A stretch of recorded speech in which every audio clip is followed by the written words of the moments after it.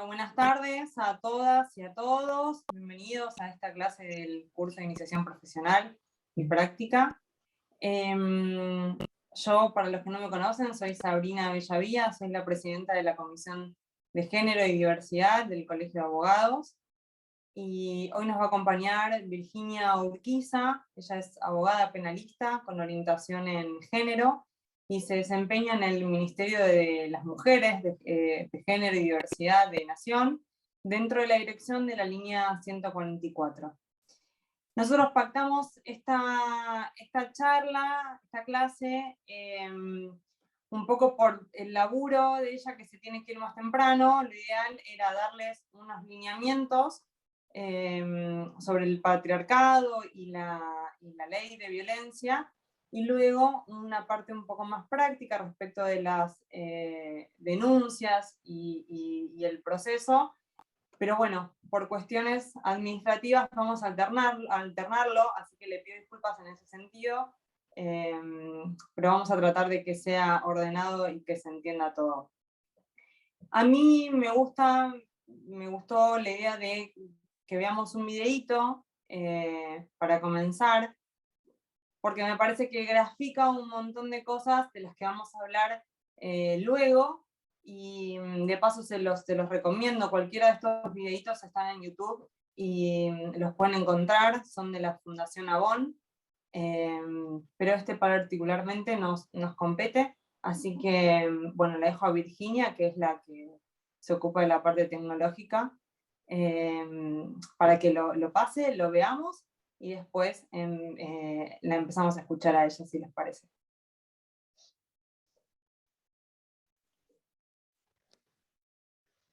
Gracias, Sabri. Ahí estoy poniendo el video.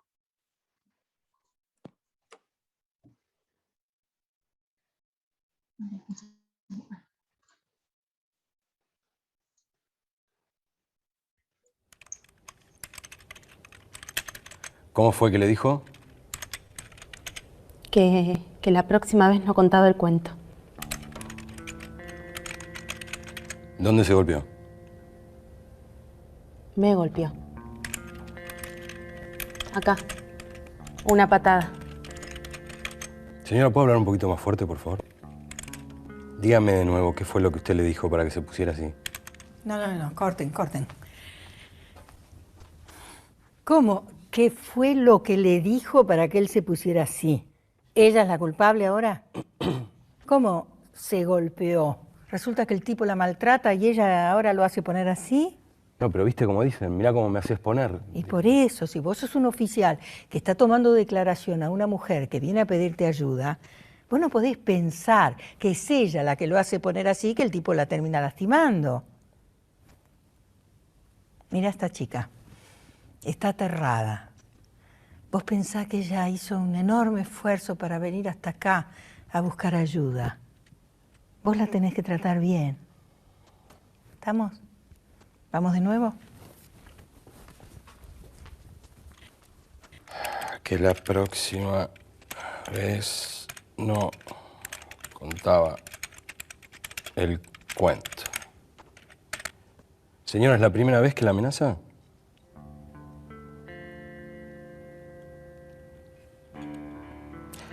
Porque usted sabe, ¿no?, que lo que está haciendo acá es una denuncia. Y es grave. ¿Usted está segura que quiere hacer una denuncia? Corten. ¿Está mal? Es que, ¿qué es lo grave acá? Que la amenacen con matarla. Eso es lo grave. Y vos tenés que exigir hacer una denuncia, porque la única forma de que llegue al juez, que tome el caso en tus manos y que designe un abogado para que te defienda. No aceptes hacer una exposición. Vos tenés que exigir denunciar el maltrato que recibís. Dale. ¿Estamos? Sí. Bueno, vamos chicos, vamos que sale. Mire, yo tengo miedo. Me gustaría hacer una denuncia. Que no pueda acercarse. Tengo miedo por los chicos. Me amenazó con... Tranquilícese, señora, por favor. no es necesario que cuente todos esos detalles que la ponen tan mal.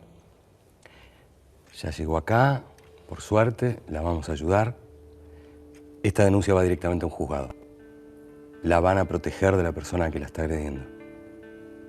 Quédese tranquila. Bien, muy bien. Esto es lo que había que contar.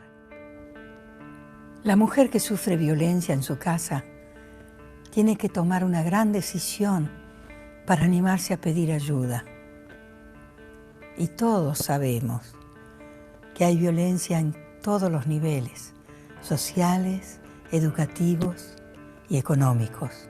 Los que trabajan en las instituciones tienen la obligación de recibirla con respeto, escucharla y ayudarla. Porque tenés derecho a que te cuiden, te defiendan y te protejan. La justicia está de tu lado. Usala. Si tenés dudas y necesitas informarte, llama al 0800-666-8537.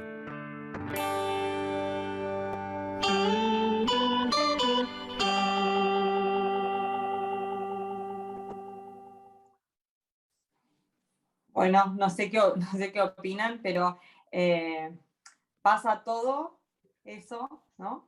Le pasa a las mujeres y no tenemos una actriz que vaya a corregir a los oficiales que toman las denuncias.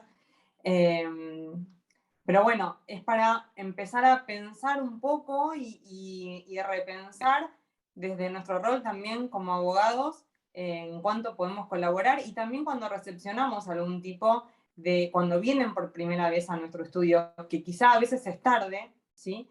Pero tener un poco de esa escucha activa, un poco de empatía, porque no sabemos de dónde viene la mujer cuando llega a nuestro estudio, no sabemos el recorrido que viene haciendo y todo lo que le costó, como no fuiste a hacer un anuncio, no. Entonces, ir por partes, ¿sí? Me parecía que estaba bueno el videíto como para graficar un poco y ver esto que quizás nosotros no lo vemos porque cuando llegan para pedir una perimetral o hacer un juicio de alimentos, a veces es tarde y viene sufriendo ya violencia desde hace larga data. Bueno, no hablo más. Vir, te dejo, que tenés que irte tempranito. Gracias, gracias. Igualmente quería, permiso, primero voy a compartir pantalla, donde me hice un PowerPoint como apoyo visual, pero quería agregar esto que me estabas diciendo vos que me parece súper interesante, que es el tema de las instancias por las que pasa una mujer hasta llegar a hacer la denuncia, ¿no? Porque muchas veces tiene toda una historicidad previa a la decisión de hacer una denuncia, que es muy importante lo que vos estabas hablando de la escucha activa, de la empatía, y más que nada, lo que nos mostraba el video es la revictimización por la que pasan las mujeres en muchísimas etapas e instancias, desde que realiza la denuncia hasta que eso va a un juzgado, incluso si eventualmente es que termina digamos, en alguna condena o con alguna sentencia, ¿no? Comparto con vos el hecho de resaltar esto, ¿no? De todas las etapas por las que pasa una mujer, muchas veces hasta que deciden hacer la denuncia, es tarde, muchas veces es tarde, muchas veces hay cuestiones desde lo jurídico irreversibles. Por ejemplo, hay mujeres que por poner en resguardo a sus hijos o a sus hijas deciden cambiar el centro de vida de los niños o las niñas. Entonces, muchas veces el agresor, que son los que tienen más capacidad económica, acuden a abogados o abogadas y inician expedientes judiciales de reintegro de los hijos, y de pronto la mujer llega al estudio con todo un problema legal del cual es muy difícil salir, y hay que decirlo, muchos juzgados no tienen perspectiva de género y no analizan las circunstancias o las situaciones desde esa óptica, ¿no? Y analizando toda la situación de la mujer. Ahora bien, para iniciar yo quería hablar un poco de los tipos de violencia, si bien los va a profundizar después Sabri, es como para contextualizarnos en qué es lo que tenemos que, como abogados y abogadas, qué es lo que tenemos que analizar en el momento en el que una mujer o una persona de la colectividad de diversidad arriba a nuestro estudio por una cuestión de violencia de género, ¿sí?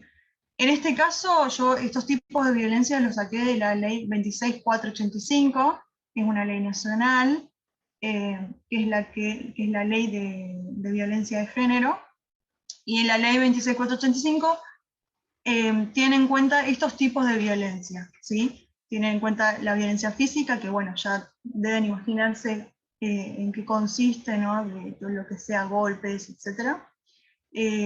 Psicológica, que tiene que ver con cuando hay ignorancia, cuando se destrata, cuando se descalifica. Ese es el tipo de violencia psicológica. La violencia sexual es cuando se obliga a una persona a tener relaciones sexuales, por ejemplo. La económica y patrimonial se suele analizar en conjunto, aunque hay pequeños detalles que las divide, digamos, pero cuando hablamos de económica hablamos de el control de gastos, por ejemplo, cuando muchas mujeres tienen dinero disponible a raíz del trabajo asalariado del varón. Entonces el varón le da una cierta cantidad de dinero por semana y la mujer prácticamente tiene que rendir gastos a través de la presentación de tickets, por ejemplo. Eso es violencia económica. Cuando hablamos de violencia patrimonial, hablamos, por ejemplo, cuando se rompen cosas, cuando le rompen el celular, cuando le rompen sus materiales de trabajo. Esto me retrotrae un poco al video que vimos de campaña Avon, que tengo el agrado de conocer a algunas de las chicas de la campaña. Lo que ocurrió con Avon, y es por eso que yo logré comunicarme con ellas, es que muchas mujeres, para lograr una independencia económica, venden por catálogo.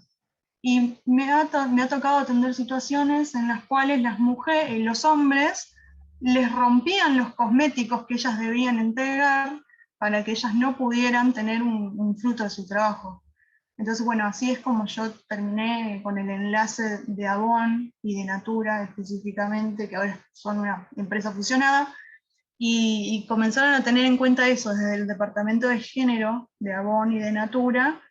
Empezaron a tener en cuenta esa circunstancia en la cual la mujer, a raíz de una situación de violencia de género, podía manifestar lo que le ocurría mediante esta violencia patrimonial, ¿sí? Que es más que nada esto, la rotura de cualquier bien tangible que pueda llegar a tener la mujer. Cuando hablamos de violencia simbólica, ahí ya estamos hablando de un tipo de violencia que nos atraviesa los otros tipos de violencia.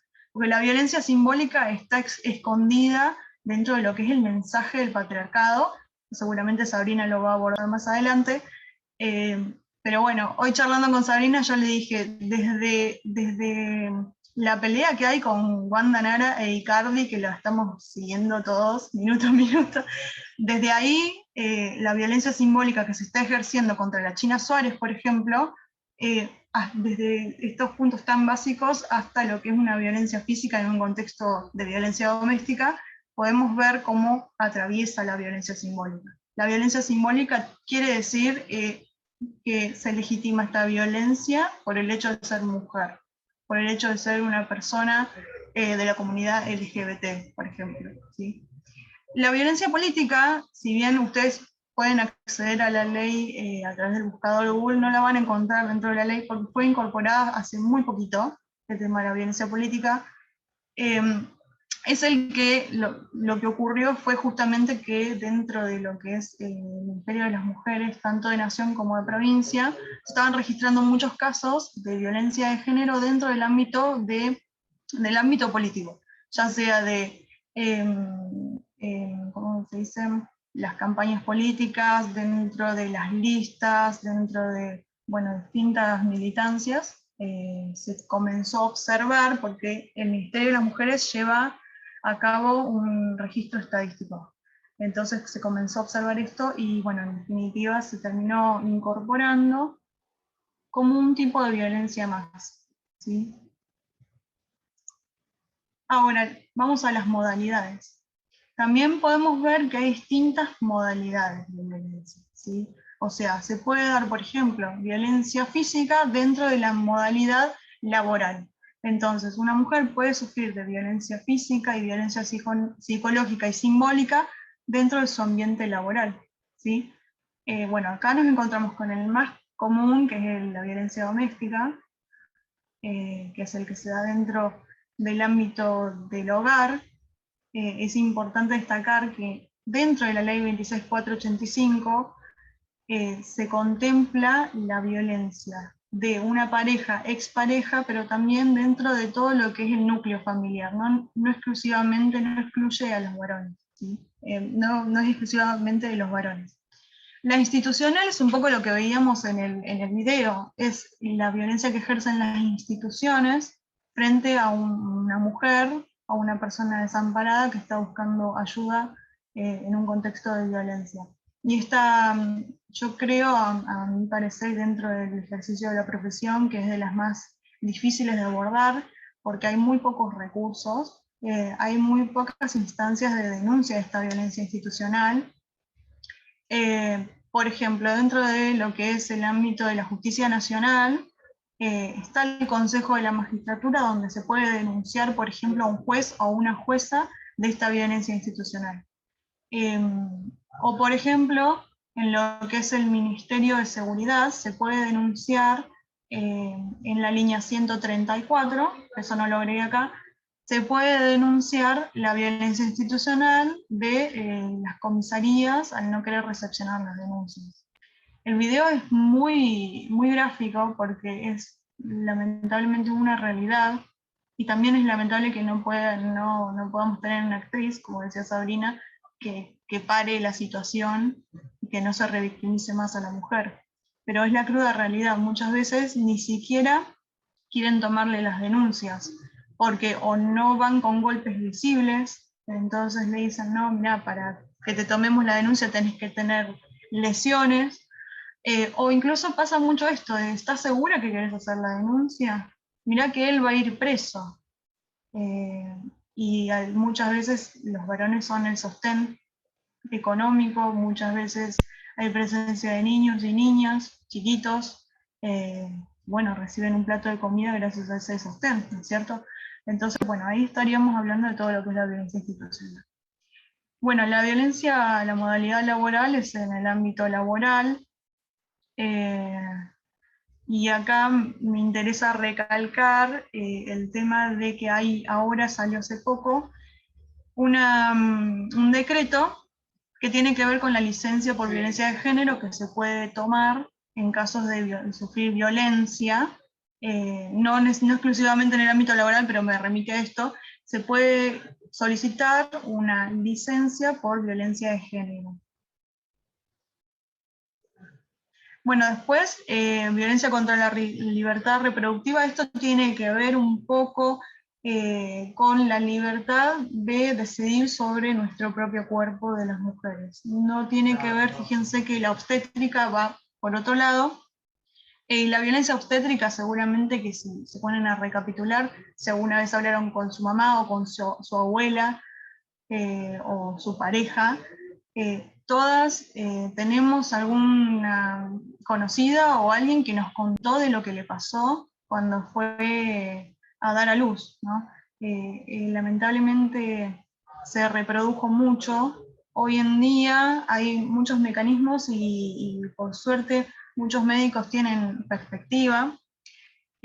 Hay un grupo de mujeres que se llaman doulas, que son acompañantes, que bueno, obviamente también está intercruzado con lo que es las capacidades económicas, ¿no? Si una mujer de clase media o clase media alta puede acceder a contratar una doula para acompañarse, mientras que una mujer que tiene un acceso a la salud en un hospital público, bueno, son las que más sufren la violencia obstétrica, lamentablemente, en la Argentina. Y es mucho más común de lo que parece. Sabri, si vos querés agregar algo, encantada. El tema de la violencia mediática es un poco lo que les comentaba, lo que está pasando con la China Suárez, por ejemplo, pero bueno, ahí lo podemos encontrar fácilmente en la televisión, en los medios gráficos, en Instagram, violencias contra las mujeres, de manera por ahí indirecta, de manera más simbólica, y de hecho hay una cuenta en Instagram que se llama Mujeres que no fueron tapa, que refleja todas estas violencias mediáticas. De hecho tienen una base de datos con estadísticas de todas las violencias mediáticas que se van reproduciendo en la Argentina. Bueno, esto un poco lo puse a criterio mío, el tema de, bueno, ¿qué hacer cuando acude una mujer con un caso de violencia de género en nuestro estudio? Lo primero, bueno, lo que dijo Sabri, escucha activa, empatía, siempre con el horizonte de esto, de que la mujer transicionó por muchas etapas, de que no sabemos cuál es su contexto, qué es lo que está sufriendo específicamente, y siempre, muchas veces pasa que la mujer está desbordada, no sabe, no tiene un sostén. Se me vienen a la cabeza ahora, por ejemplo, una película argentina que es Crímenes de Familia, y una serie que estoy viendo ahora que se llama Las cosas por limpiar, tal vez alguien la está viendo, y muestran cuando la chica va a hacer la denuncia, perdón, no, ella va a una asistencia social y es como, está sola, todo el tiempo está sola. Bueno, eso marca muchísimo la situación de las mujeres, porque suelen estar desamparadas, suelen estar solas, y lo que ocurre es que cuando se habla en términos legales, no entienden. No porque sea una cuestión educativa, porque en general mi hermana que se dedica a la gastronomía tampoco entiende, pero imagínense estar en un contexto de vulnerabilidad extrema y no comprender qué es lo que está ocurriendo. Entonces, yo siempre sugiero tratar de bajar las palabras a lo que ella pueda comprender. Y esto también está un poco acompañado por lo que es la ley 26485, que habla del acceso a la información. Tanto los operadores judiciales, de juzgados, de las fiscalías, tienen el deber de información con la mujer. Si bien son expedientes secretos, que van a ser de identidad reservada, la mujer tiene el derecho a la información de ese expediente y en el caso de que no entienda algo, se le va a explicar. Es una ley, la verdad, bastante abarcativa y bastante contemplativa de la situación de las mujeres. Acá yo les puse 2 leyes, porque ¿qué pasa? Como estamos en el Colegio de Abogados de Avellaneda Lanús, también nos compete la provincia de Buenos Aires. La ley 26485 es una ley nacional. Esta obviamente va a regir en nuestro territorio, pero cuando estamos hablando de la provincia de Buenos Aires, muchas veces se toma esta ley también, la 12.569, que es de violencia familiar. Esta ley, digamos, no sé si complementa, porque creo que la 26485 es mucho más abarcativa, pero bueno, se fusionan, muchas veces van a ver en un expediente de violencia que van a tomar la 12.569, ¿sí? También lo que les recomiendo que hagan cuando llega un caso de violencia es identificar las cuestiones que se van a abordar.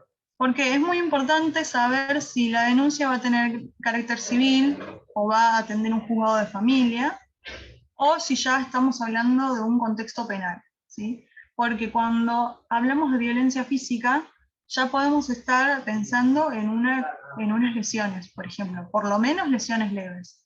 Lo mismo amenazas, por ejemplo. Entonces ahí ya podemos identificar que la mujer, al acercarse, ya sea a una comisaría de la mujer, a una fiscalía en especialización de violencia de género, se van a abrir 2 expedientes, se van a iniciar dos expedientes.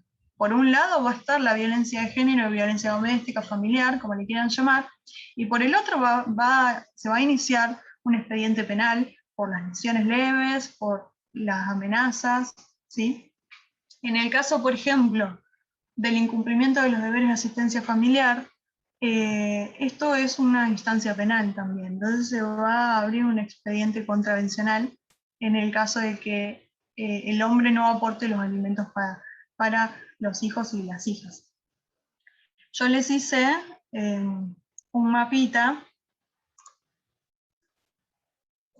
Obviamente esto yo se los comparto, igual todo está de público acceso, de las comisarías de la mujer en lo que es digamos, el ámbito del Colegio de Abogados. ¿Sí? En Avellaneda están en Colón 167, en Lanús vamos a encontrar la comisaría de la mujer en Remedios de Escalada, en Quilmes la vamos a encontrar en Don Bosco, Florencio Varela queda en el cruce de Varela, y en Lomas de Zamora, en Temperley. Ahí tienen las direcciones. En el ámbito de Cava, no sé qué hice. En el ámbito de Cava, si bien no es materia del colegio, pero bueno, lo quiero mencionar, se encuentra la OBD. Yo creo que varios y varias de nosotros también estamos matriculados en Cava, y tenemos, bueno, el acceso de la Oficina de Violencia Doméstica. En la Ciudad Autónoma de Buenos Aires no hay comisarías de la mujer. Sí, como pueden apreciar acá en el mapita que les saqué captura para ustedes, las comisarías de la mujer las encontramos todas en provincia de Buenos Aires. Mientras que en el ámbito de la ciudad vamos a tener la Oficina de Violencia Doméstica, y también va a haber unidades fiscales especializadas de la ciudad de Buenos Aires, también de violencia doméstica. Lo interesante de todos estos recursos es que hubo una masiva creación de unidades fiscales de violencia de género y violencia doméstica, tanto en la ciudad autónoma como en la provincia de Buenos Aires. Bueno, recursos provinciales. Estos son los que solemos también recomendar desde el Ministerio, también están en público acceso, pero bueno, se los comparto acá. Desde ya, la línea 144, que tiene atención las 24 horas, es una línea de asesoramiento, contención e información para las mujeres, para la diversidad y la comunidad LGBT. Hay un programa, que es un programa de acercar derechos, también al que está a nivel federal, o sea, en cualquier provincia, este programa consiste en un acompañamiento psicológico, jurídico y a través de trabajadoras sociales y demás profesionales para mujeres en situación de violencia de género. ¿Por qué me parece relevante estos recursos? Porque muchas veces las mujeres están sin muchos mecanismos económicos. Entonces, nosotros como abogados y abogadas también está bueno que sepamos, que podamos, aunque sea asesorar, y saber de estos recursos. Por ejemplo, en Avellaneda está el Polo Integral de las Mujeres, que queda en el Polo Judicial, ahí en Avenida Mitre, y la verdad que trabajan muy bien. O muchas veces lo que va a pasar también es que por ahí la mujer pudo salir de la situación de violencia gracias al acompañamiento del Polo, y después, una vez que ella ya está sentada, dice, bueno, no, quiero contratar una abogada. Entonces, para presentarse en la causa, ustedes van a poder apreciar que anteriormente la mujer estaba siendo acompañada por alguna profesional o profesional del Polo Integral de las Mujeres. En Lanús encontramos políticas de género, en Zuluaga 57, en Quilmes está la Secretaría de las Mujeres, que me consta que trabajan muy, muy bien. Y bueno, en Lomas de Zamora también la Secretaría de las Mujeres. Esto les quería comentar que en internet, a ver,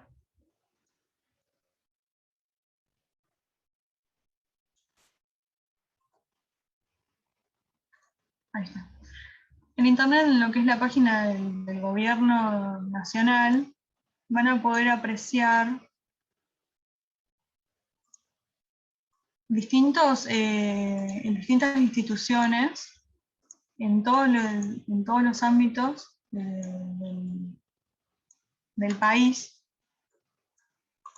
Por ejemplo, Defensoría, ¿no? Acá en Avellaneda. Si vieron cómo fui haciendo cada clic y iba haciendo zoom en cada una de las... Entonces acá van a poder ir encontrando, ¿no? Comisaría de las Mujeres, el teléfono. Esta es la comisaría primera de Avellaneda. Acá tenemos seguramente la Defensoría del Polo, ¿sí? Entonces se puede encontrar también en internet estos recursos.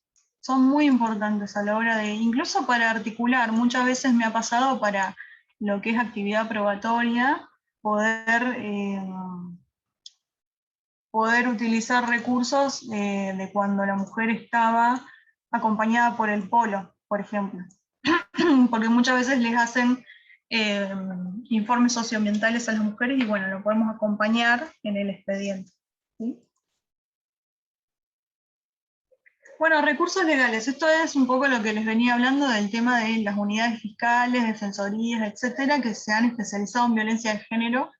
Y por suerte hay mucha disponibilidad en provincia de Buenos Aires. Acá les cité algunas, como para tener de referencia dónde poder realizar las denuncias. Las denuncias se pueden realizar tanto en las comisarías, en cualquier comisaría. Sin embargo, muchas veces las comisarías derivan a la comisaría de la mujer, porque en la comisaría de la mujer hay un equipo interdisciplinario que va a poder realizar otro tipo de intervención con la mujer. Pero según la ley, la denuncia se tiene que tomar en cualquier comisaría y también en cualquier ámbito del Poder Judicial. En este caso, por ejemplo, yo les acerco acá las unidades fiscales especializadas en violencia de género, donde se pueden presentar las denuncias, ¿sí? Se las puede presentar mediante un escrito también, en el caso de que acudan ustedes una persona en situación de violencia de género que todavía no realizó la denuncia, nosotros como abogados o abogadas podemos elaborar esa denuncia, ¿sí? Y se puede presentar en cualquier fiscalía, y bueno, eso igualmente va a ir a una oficina de sorteos, y va a corresponder la fiscalía que salga, ¿no? Pero bueno, te la tienen que poder tomar en cualquier ámbito del Poder Judicial, ¿sí? Puntos importantes, a ver, porque primero quiero comentarles esto. Como abogados y abogadas, la intervención, yo igual considero que somos una profesión que también tiene muchísimo de psicología, porque muchas veces escuchamos un montón a los clientes, las clientas, hay por ahí que saber cortar un poco, pero bueno, aparte de escuchar, de esta empatía y todo esto que estábamos hablando con Sabrina, tener en cuenta ciertos puntos importantes a la hora de realizar la denuncia. Por ejemplo, la historicidad. La historicidad tiene que ver con que la mujer pueda determinar si esta violencia que está sufriendo es crónica, ¿sí? Porque no es lo mismo un hecho puntual de violencia que una violencia doméstica que se viene suscitando a través de los años. Muchas veces son relaciones de más de 10 años, con muchos hijos o hijas, y esto también nos habla del círculo de la violencia. El círculo de la violencia del cual la mujer no puede salir, en el que se encuentra inmersa, y va a tener un punto de quiebre, pero es muy difícil lograr salir de ese círculo de la violencia. Es muy difícil no recaer. Va a haber idas y vueltas. Me ha pasado de casos que me han dicho, no, lo perdoné. Y bueno, es complicado, es complicado. Es un acompañamiento integral que se realiza a la clienta en este tipo de casos, ¿sí? Por eso también abajo les coloqué evaluar interacción con niños, niñas y adolescentes. Puntualmente acá les incorporé la línea 102, que es igual que el 144, funciona 24 horas a nivel nacional. Y supongamos que la mujer está en otra provincia, en Entre Ríos, y llama al 102, esa línea le va a dar con el servicio local de niñez de esa jurisdicción. Pero bueno, en general en todas las provincias está funcionando activamente el 102. ¿Y qué pasa cuando hay presencia de niños, niñas y adolescentes? Bueno, ahí el caso va a tener otro contexto. porque ya no va a ser solamente, no me gusta decirles víctimas, pero no solamente va a sufrir de esa violencia la mujer, sino que van a ser víctimas indirectas los niños, niñas, adolescentes, siempre y cuando esa violencia ocurra frente a ellos. Cuando, por más que la mujer sea la víctima objetiva de, supongamos, violencia física, los niños o las niñas que vean esa violencia van a ser víctimas indirectas. Porque el contexto de la violencia dentro del hogar se reproduce. Entonces esos niños, y la imagen que van a tener es de que la violencia es una cuestión cotidiana, es una cuestión normal dentro de un núcleo familiar. Entonces, al ser niños, niñas, adolescentes y tener la Convención de los Derechos de los Niños como protección, el Estado debe proteger por esos derechos y por eso ya tiene otro tipo de intervención. Cuando estamos hablando de niños, niñas, adolescentes, va a haber una intervención de oficio. Y eso es algo que también quería comentar respecto de la denuncia. La denuncia, si bien la puede hacer algún allegado a la mujer, la tiene que hacer la mujer. Y esto también me lleva a hablar nuevamente de la diferencia entre lo civil y lo penal. Hay ciertos delitos que son de instancia pública, ciertos delitos que son de instancia privada y otros que son dependientes de instancia privada. Cuando estamos hablando de lo que es violencia de género o violencia sexual, son delitos dependientes de instancia privada. ¿Esto qué quiere decir? Que la persona víctima de ese delito que se quiere denunciar va a ser la única con la capacidad para instar la acción, ¿sí? Salvo que la víctima sea una persona menor de edad y la denuncia la pueda hacer su representante o tutor, ¿sí? Pero en los casos de violencia de género, la denuncia la debe hacer la mujer. Esto por una cuestión también de no ir en contra de la voluntad de la mujer, y me lleva también a esta diapositiva, que son el tema de las medidas de protección. Si la mujer no es quien hace la denuncia, según la ley 26485, el juez o la jueza tiene la obligación de brindar medidas de protección. Entonces, esta es una de las problemáticas que se planteó, ¿no? Se le va a brindar una restricción perimetral a una mujer que decide no hacer la denuncia, y que el agresor, que es su conviviente, no se acerque.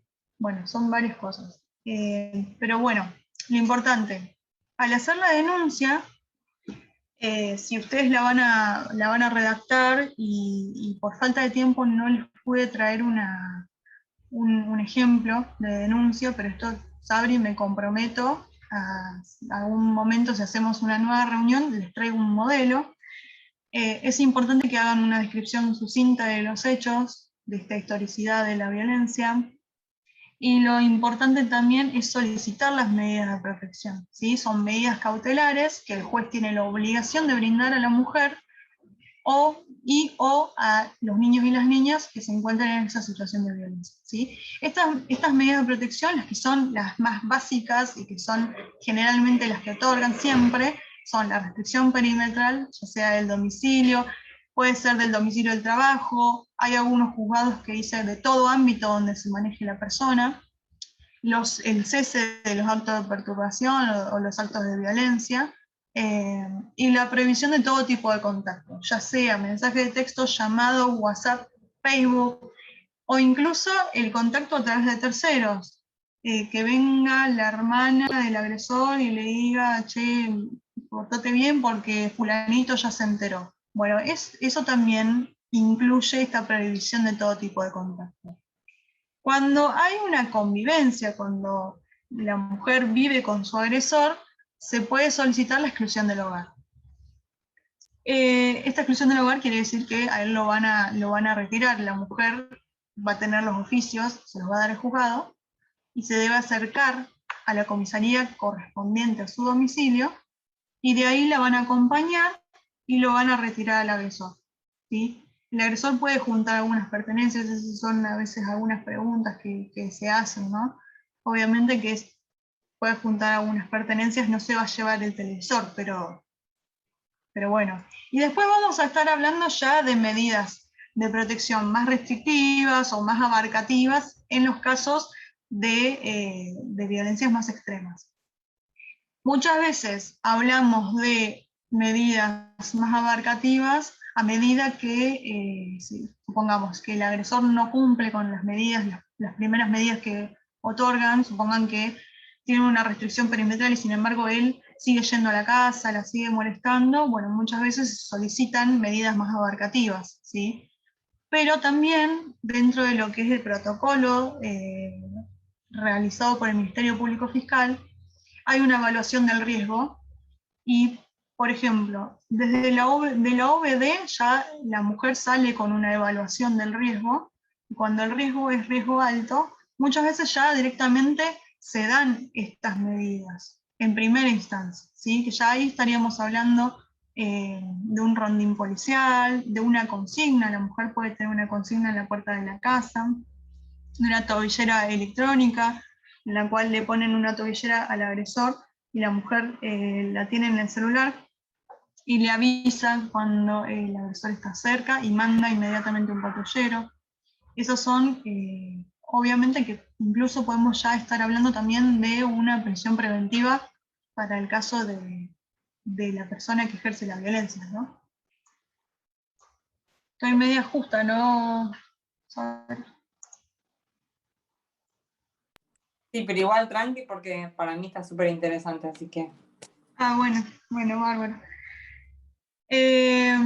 Bueno, esto medio como para finalizar, porque dije que iba a hablar hasta las 6, pero son consejos, más que nada, ¿sí? Evaluar la actividad probatoria. Esto tengan en cuenta que hay una amplitud probatoria respecto de la denuncia, ¿sí? Como también hay una presunción respecto del relato de la persona que es víctima, porque como muchas veces la violencia doméstica o, por ejemplo, lo que son los delitos sexuales ocurren en ámbitos privados, por decirlo de alguna manera, o ámbitos donde muchas veces está solamente el agresor y la víctima, hay una presunción respecto del relato.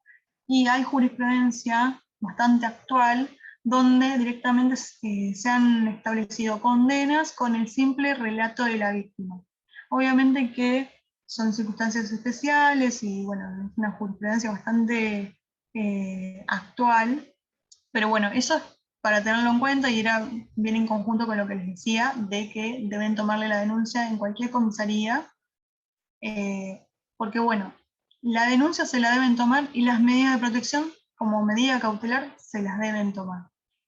El proceso de violencia de género es un proceso gratuito, tiene constancia de gratuidad y es un proceso sumarísimo, por la gravedad de la situación y por la protección especial que le otorga el Estado, ¿cierto? Por eso, por ejemplo, ante la exclusión del hogar no se le corre traslado a la otra parte, por ejemplo, ¿no? Como una de las medidas. Entonces, nada, saber esto, el valor del testimonio de la víctima a la hora de realizar la denuncia. Sin embargo, dentro de lo que es la actividad probatoria, y esto es un consejo mío, para la prosecución del trámite, yo considero que es muy importante evaluar toda la actividad probatoria que podemos realizar, evaluar todas las pruebas que podemos aportar, ¿sí? Por ejemplo, conversaciones en WhatsApp se pueden aportar. La forma correcta es a través de un escribano y de un perito informático poder desglosar, poder bajar esa información, desglosarla a través de un escribano que se constate que eso haya salido de ese teléfono con ese número, ¿sí? Bueno, eso se verá en tal vez alguna otra clase. Pero bueno, y también evaluar posibles soluciones en conjunto con la mujer, porque muchas veces no es tan simple evaluar una solución jurídica que evaluar una solución que afecta a nivel personal, ¿sí? Hay varias políticas de Estado, por ejemplo el Plan Acompañar, que es un programa que otorga por 6 meses una ayuda económica a las mujeres para poder salir de la situación de convivencia, ya que al estar dentro de la situación de violencia muchas veces se tienen que dedicar a las tareas de cuidado, o el agresor no la deja trabajar, o no la deja incorporarse al mercado laboral, bueno, es una ayuda económica durante 6 meses para que esa mujer pueda salir de ese hogar, independizarse si se quiere, pero poder salir de esa situación de violencia. Así como está el potencial trabajo, también, bueno, hay varias herramientas estatales, pero bueno, es ir evaluando, ¿sí? Ir viendo cuál sería la mejor solución para esa mujer, y muchas veces esa mujer y esos niños y niñas que tienen. Pero bueno, también de esta manera plantear distintos escenarios de desenlace. Última cosita que quiero acotar es una jurisprudencia que salió hace poco respecto de las tareas de cuidado.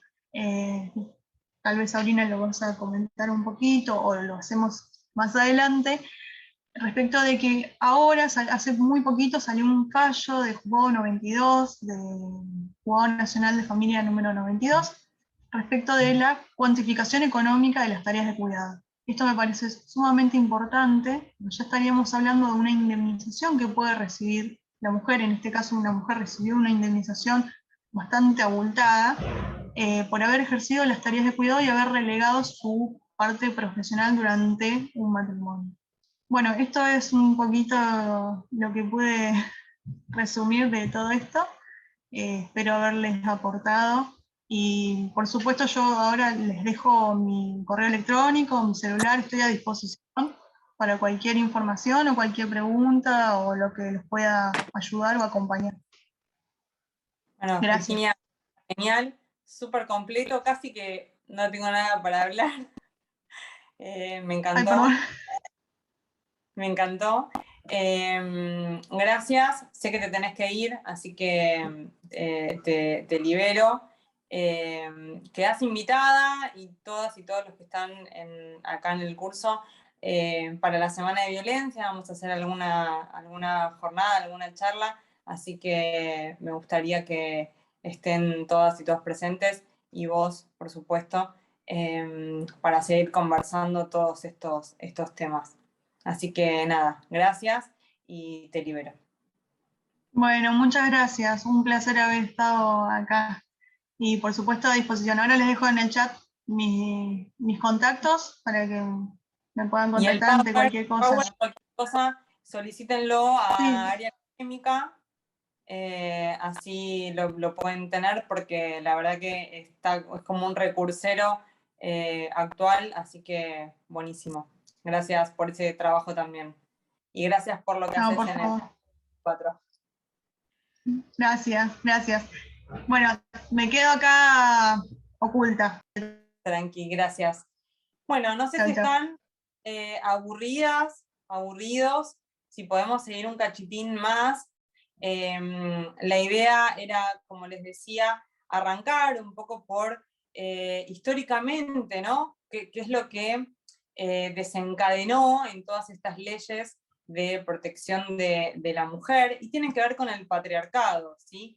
Con este sistema sociocultural que viene arraigado históricamente, pero con una lucha femenina que viene también desde 1800 y pico. Acuérdense, las mujeres que hacían huelga, las mujeres que luchaban por sus derechos políticos, para tener el derecho al voto, ¿sí? No es algo que haya nacido en el 2017 como todos piensan.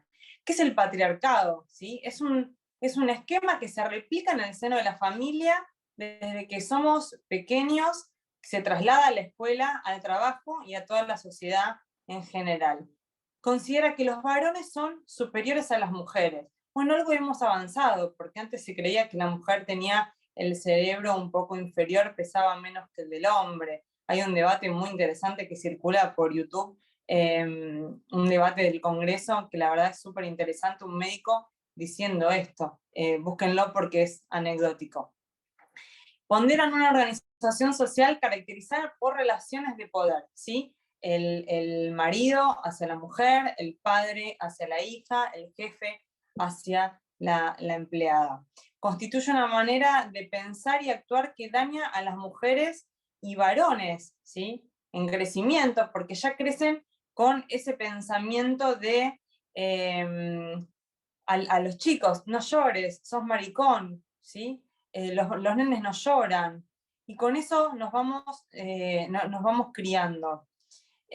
Mandatos de la masculinidad, ¿sí? De ser proveedores, de ser procreadores, protectores, de ser autosuficientes, de ser valientes, ¿sí? Esto hizo que, entre otras cosas, se vaya configurando una división sexual del trabajo. Y esta división sexual del trabajo hizo que retraiga a la mujer cada vez más a sus hogares, ¿sí? Por un lado tenemos el trabajo reproductivo, que es el familiar, afectivo, en el ámbito de lo privado, donde no se reconoce un valor económico, donde las tareas no son remuneradas, están invisibilizadas, y se realizan en el ámbito del hogar y en soledad. O sea que basta con ser mujer para saber hacerlas. Y por otro lado, un trabajo reproductivo, de prestigio, de decisión, de poder, en el ámbito de lo público, ¿sí? Reconocido, que produce bienes y servicios con un valor de cambio, que tiene un valor económico, que es remunerado, que es visible, y que se realiza en interacción con otros, y para lo cual se requiere formación. No por nada, el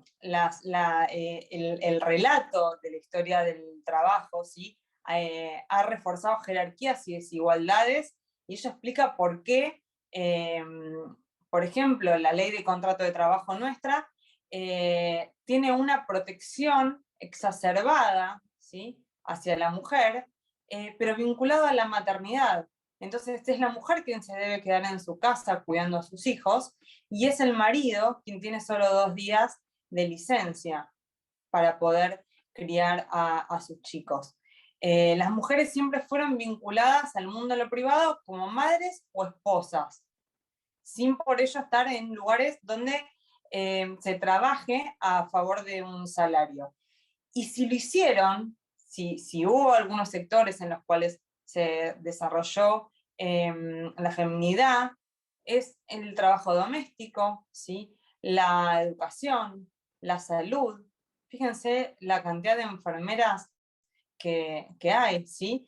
Y bueno, el magisterio, las tareas administrativas, secretarias, y por otro lado pensemos el ámbito sindical, ¿sí? ¿Cuántas mujeres tenemos dirigiendo los sindicatos?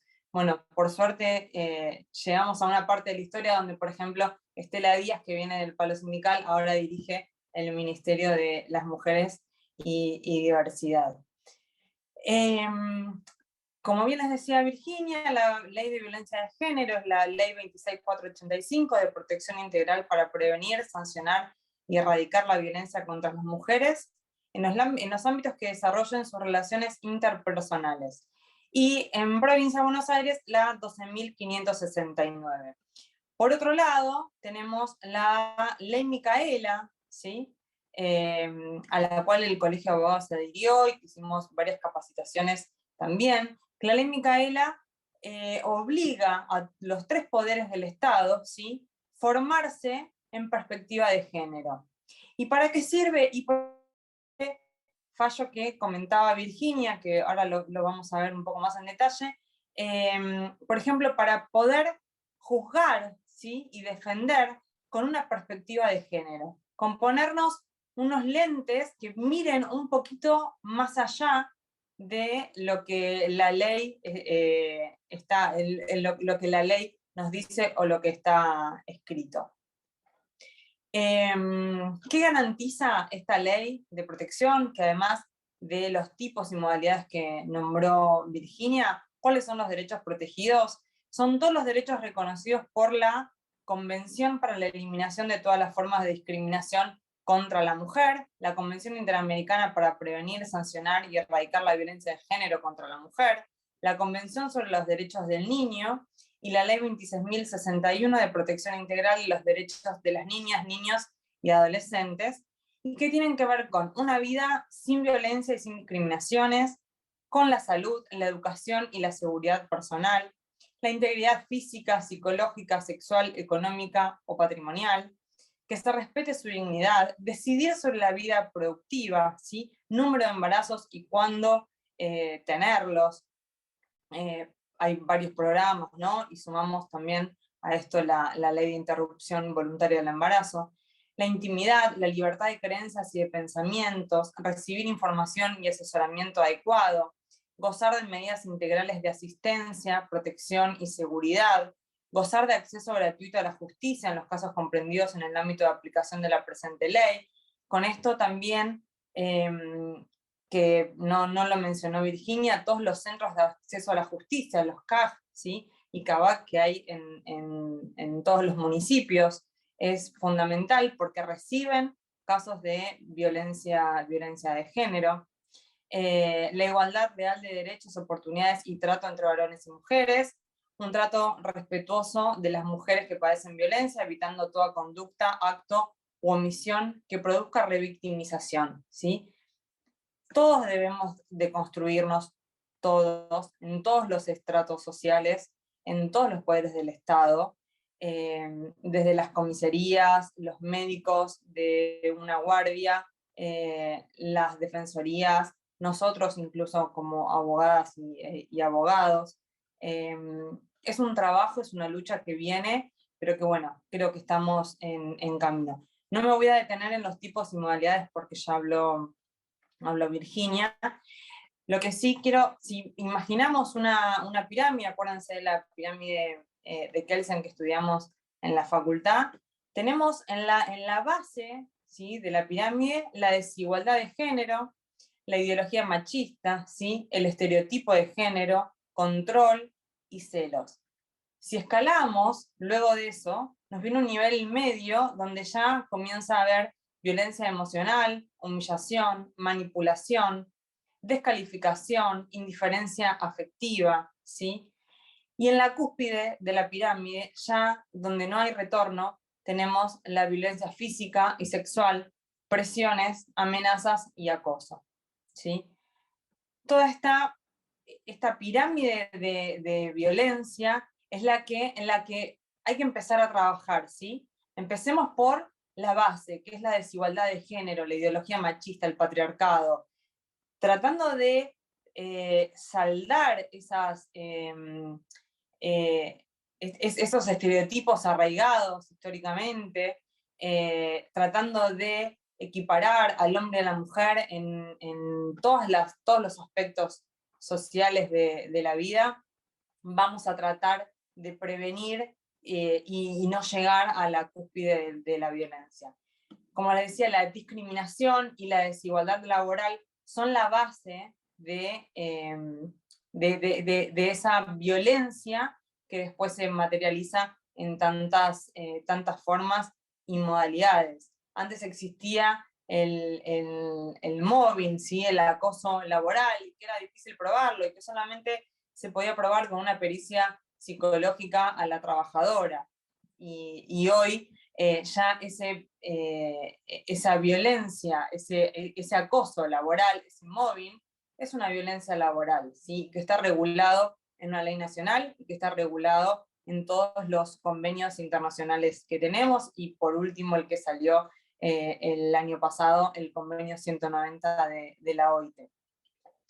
La desigualdad laboral, esto que hablábamos de la diferencia entre las mujeres, se da en varios ámbitos también, que es el acceso al mercado, ¿sí?, dentro del trabajo mismo, en los ascensos, en la brecha salarial, en la retribución, ¿sí? No se tiene en cuenta el 14 bis, que habla de igual remuneración por igual tarea, o el convenio de la OIT, que habla de igual remuneración por tareas de igual valor, quiere decir por tareas que requieran el mismo esfuerzo, aunque estén realizadas por hombres o mujeres, deben tener la misma remuneración, ¿sí? Y tenemos también, quizás escucharon hablar del piso de goma, piso pegajoso, y el techo de cristal, ¿sí?, donde no deja despegar a la mujer de su sitio, y que le hace creer que hay un techo donde no puede acceder a más, ¿sí? A todos los cargos dirigenciales de poder no pueden acceder, aún estando más formadas y más calificadas por los hombres. En esto, si quieren buscar, hay un montón de cifras actualizadas permanentemente en ONU Mujeres o en la CEPAL. Si lo buscan van a encontrar todo esto que estoy hablando. Y también el trabajo informal, ¿sí? Las mujeres son quienes sufren esta precariedad laboral en mayor medida. Además de la brecha salarial, es la informalidad. El sector doméstico es un claro ejemplo, y las enfermeras de los hospitales, que muchas veces son monotributistas o trabajan a través de cooperativas, ¿sí? Y son mujeres que, si pensamos un poco en esta pandemia, ¿quiénes sacaron la pandemia adelante? Además de los médicos y muchos trabajadores esenciales, ¿no? Pero piensen en los certificados truchos que se hacían para que las empleadas domésticas pudieran trabajar, las enfermeras, las médicas, las maestras, ¿sí? Las profesoras que estaban dando clases, y las mujeres que tenían un trabajo formal, que debían cumplir una triple jornada de trabajo, ¿sí? Estar en sus casas realizando home office o teletrabajo, criar a sus hijos y estar en los Zoom, en las clases virtuales con las maestras y profesoras. Y después el trabajo del hogar que habitualmente realizan. Entonces esta triple jornada de trabajo que hizo que también haya una gran demanda de licencias por estrés, el burnout y muchas consultas psicológicas que se ampliaron en este último tiempo, no solo producto de la pandemia, sino por retraer a la mujer cada vez más a su hogar. Este quédate en casa, ¿sí? Donde hay mujeres que manifiestan no querer regresar a sus hogares y preferir estar trabajando porque tienen ese ámbito de tranquilidad y de paz. Y este quédate en casa, de hecho, ha provocado que las cifras por femicidio hayan aumentado de manera considerable. Nada, son cuestiones para pensar.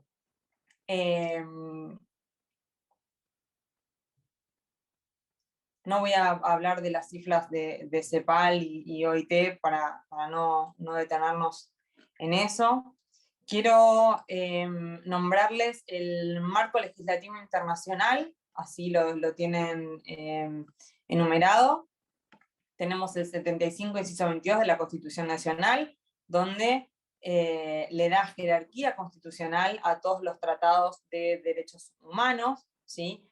Que no requieren una ley que les dé operatividad, con lo cual tienen la jerarquía superior a las leyes, jerarquía igual a nuestra Constitución, y es la Convención Internacional sobre la Eliminación de todas las formas de discriminación racial, la Convención Internacional sobre la Protección de los Derechos de todos los trabajadores migratorios y sus familiares, la Convención Internacional sobre los Derechos de las Personas con Discapacidad, la CEDAW, que es la Convención sobre la Eliminación de todas las formas de discriminación contra las mujeres, CEDAW es la sigla en inglés, la Declaración Universal de los Derechos Humanos, el Pacto Internacional de Derechos Civiles y Políticos, el Pacto Internacional de Derechos Económicos, Sociales y Culturales, la Declaración de Pekín de 1995, la Plataforma de Acción para el Reconocimiento, Garantía y Eficacia de los Derechos de las Mujeres, la Declaración de las Naciones Unidas sobre los Derechos de los Pueblos Indígenas, un Pacto Mundial para el Empleo adoptado por la Conferencia Internacional del Trabajo,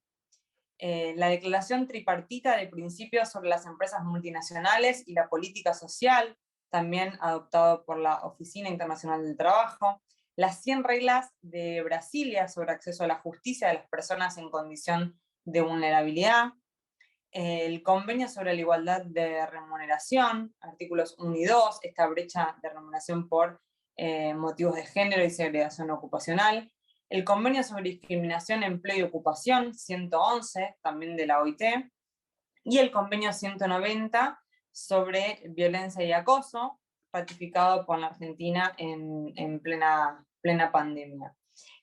El Convenio 190 específicamente habla del mundo laboral, ¿sí? Y este mundo laboral perfectamente es extensible al teletrabajo, al trabajo doméstico, ¿sí? Saquemos la modalidad, incluso las mujeres que trabajan en estas comidas, en estas empresas de apps, aplicaciones de comida o venta de productos, como Pedido Ya, Rappi, Globo, etcétera, que hay cada vez más mujeres que van en su bicicleta a trabajar en una precariedad total, ¿sí? Sin RT, sin ningún tipo de seguro, sin licencia por enfermedad, sin obra social, sin vacaciones, sin aguinaldo, ¿sí? Entonces también este convenio 190 amplía a estas formas de trabajo nuevas sin delimitar a lo que es la forma de trabajo fabril o de una empresa tradicional.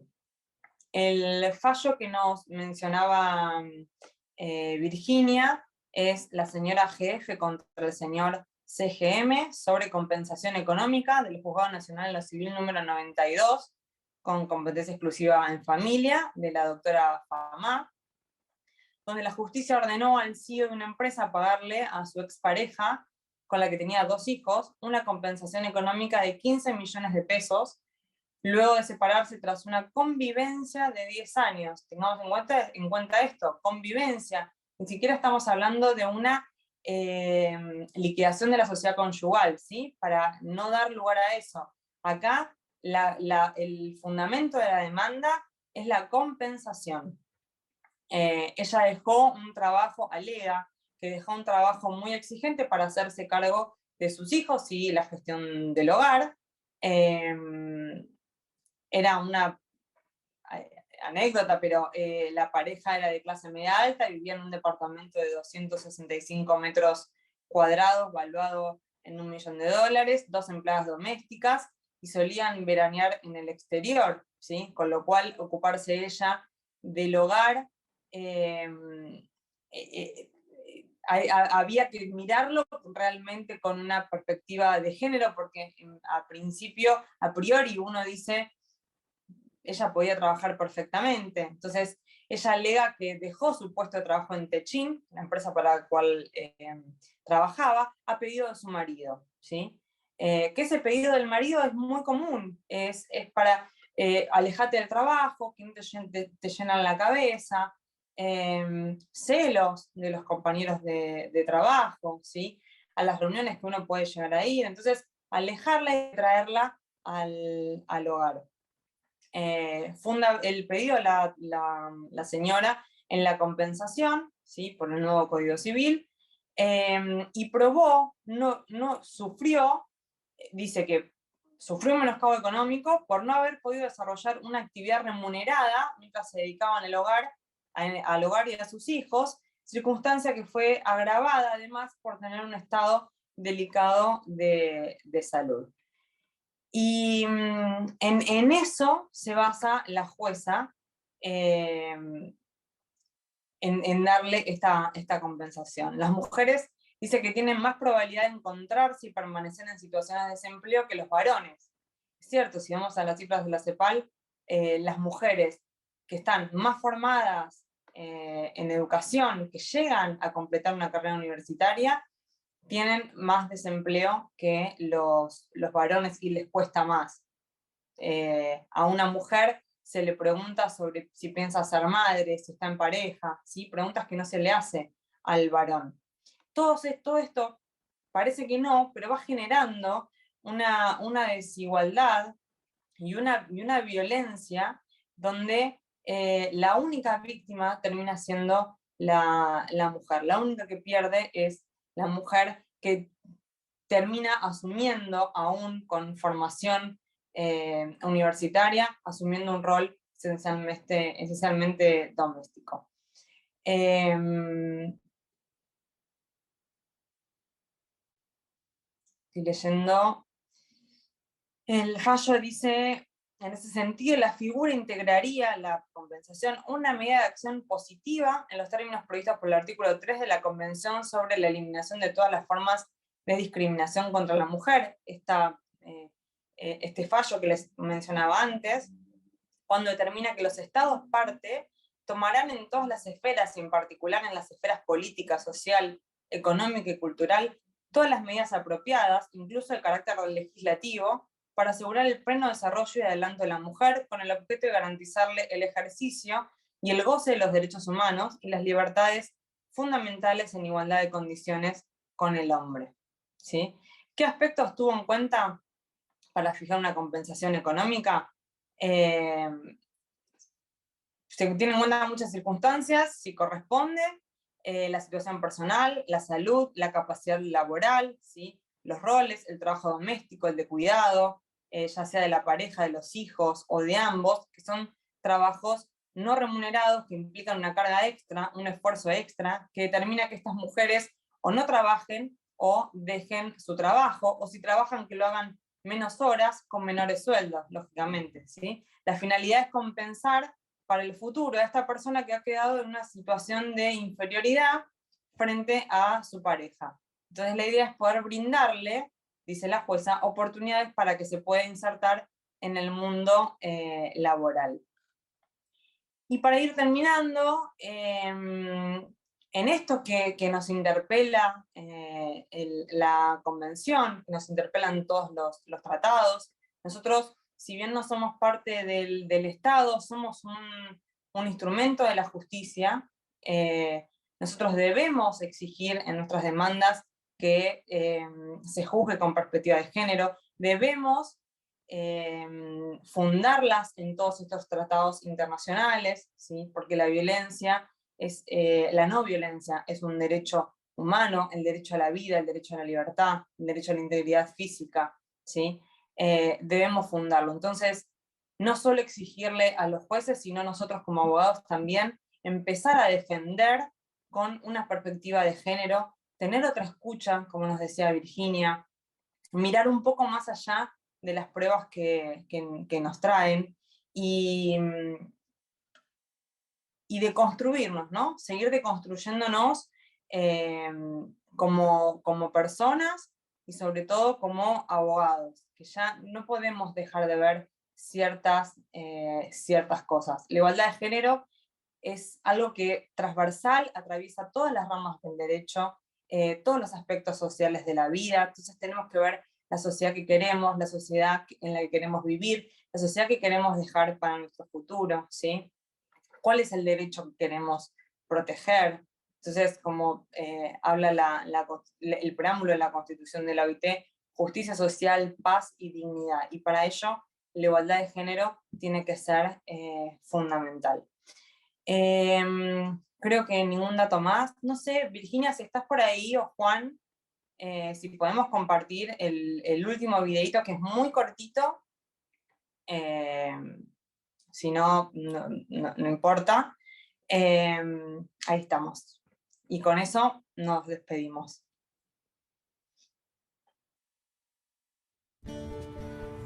Si él puede cuidar a su bebé. Siéntate. Gracias. Yo puedo cederle mi asiento. Si mi esposa puede trabajar en una construcción, adiós, amor. Yo puedo encargarme de cuidar a mi hija. Si ella puede trabajar manejando un taxi, gracias. Yo puedo hacer las compras cuando me tocan. Si mis nietas pueden aprender a jugar fútbol, yo puedo aprender a cocinar. Si mi pareja puede tener tiempo para ella,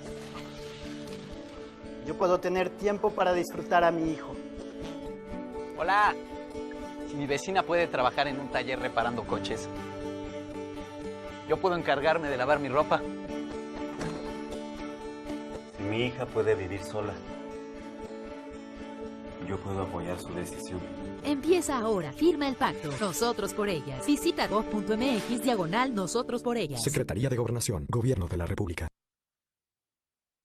Bueno, nada, con este videíto de ONU Mujeres, quería también graficar un poco más y como darle un cierre a esta charla, que me parece que se trata un poco de esto, ¿no? De todos día a día en lo que uno haga, empezar a mirar con otros ojos y repensarnos un poco. No importa lo que traemos atrás, no importa la historia de cada uno, sino mirar hacia adelante y tener un poco más de empatía en la igualdad, empatía con la mujer, ¿sí? Y pensarnos que todos somos, y todos, todas, todes, somos iguales ante la ley y ante la sociedad.